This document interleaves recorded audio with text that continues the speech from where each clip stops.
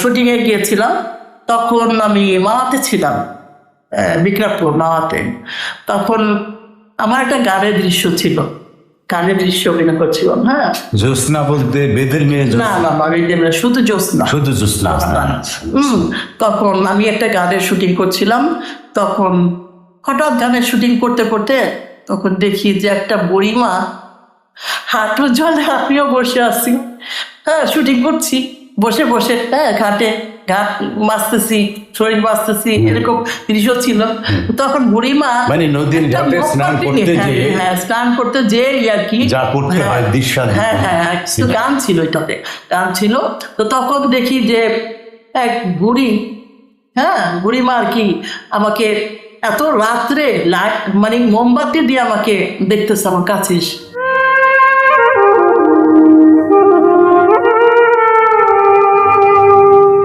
তখন আমি হঠাৎ করে দেখলাম যে সে এখানে বসে আছে।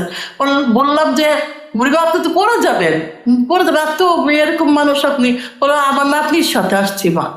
হ্যাঁ, আমি আমার নাতনির সাথে তোমার ছবি জিরাতকে আমার অনেক দেখার ইচ্ছা, তো এর জন্য আমি এই তোমাকে দেখার জন্য, মা আমার অনেক শখ, এর জন্য আমি আসছি। ওরা যে এত বয়স্ক মানুষ, আপনি আমার সাথে, আমি নেমেছি তাই আপনিও এখানে বসে দাঁড়ায় আপনি দেখতেছেন, দেখেন দেখেন আপনার প্রিয় নায়িকাকে দেখেন মোমবাতি জ্বালিয়ে। তখন বললাম, ওর এত ভালো লাগলো যে তার নাতনির সাথে আসছিল। তখন আমি এত ভালো লাগলো যে আমি বললাম যে আজকে আমাদের সাথে আপনি খাবেন।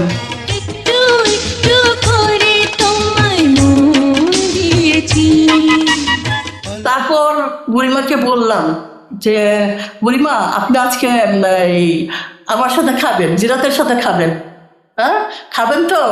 বললো যে হ্যাঁ মা, আমি অনেক খুশি হয়েছি, তুমি যে আমার সাথে খাবা এতে আমি খুশি। তখন ইউনিটের সবাইকে নিয়ে তাকে বুড়িমাকে বসালাম, বসায় তারপর আমি তার সাথে খেলাম। সে অনেক খুশি হলো। এটাই আমার সবচেয়ে বড় পাওনা, এটাই বড় পুরস্কার আমার। আমি যে সুভদ্রা ছবিতে 3টা পুরস্কার পেয়েছি আমি, আপনারা হয়তো জানেন না, ইন্ডিয়া, মস্কো ফেস্টিভ্যাল আর বাংলাদেশ। হ্যাঁ, তো আমি এই পুরস্কার চাইতেও বেশি খুশি হয়ে গেছি। বুড়িমা যে আমাকে দেখতে আসছে, সে যে সুন্দর করে আমাকে হাতায় দেখলো, আদর করলো, দোয়া করলো, এটাই তো সবচেয়ে বড় পাওনা একটা শিল্পীর। এর চেয়ে বেশি শিল্পীরা কিন্তু বেশি কিছু চায় না, একটু ভালোবাসতে চায়।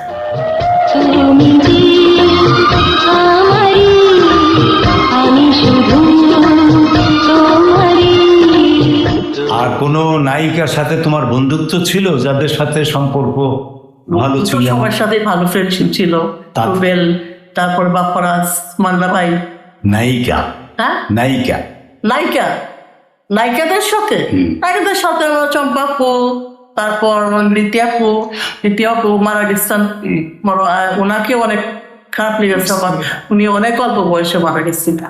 হ্যাঁ, তার জন্য আর কি।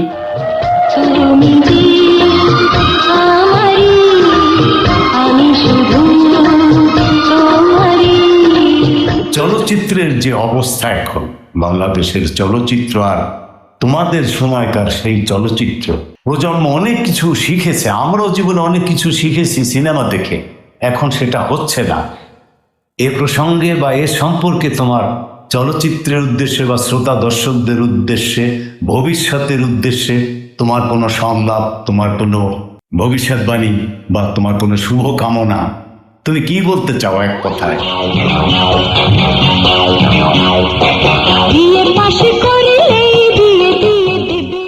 আগামী বলতে চাই, আমাদের সময় অনেক ভালো ছবি হয়েছে, সেটা তো তুলনায় নেই। সেই ভালো ভালো আর্টিস্ট ছিল, টেকনিশিয়ান ছিল, অনেকেই ছিল। হ্যাঁ, তাদের সময় ভালো হয়েছে, আর আমাদের সময় ভালো হয়েছে, এবং তাদের সময় দেখলাম আমি ভালোই হচ্ছে। ওরাও খারাপ করছে না, ভালো। এখনকার সময় শিল্পীরাও ভালো করছে।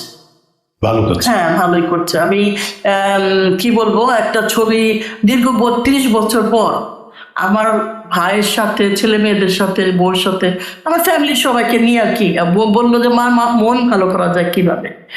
মার মন খারাপ, তখন আমার ভাই বললো যে তোর মাকে একটা ছবি দেখ, তাহলে মন ভালো হয়ে যাবে। তো তখন আমার ছেলে মেয়ে সবাইকে নিয়ে আমি হলে যাই। বাহ। হ্যাঁ, তো আমি আমি বলেছিলাম যে হলের অবস্থা নাকি খারাপ যদি যায় থাকে, তখন ওই যে ভিড়, আমাদের সময় যে একটা ভিড় ছিল, ধাক্কাধাক্কি ছিল, সেই জিনিসটা নেই।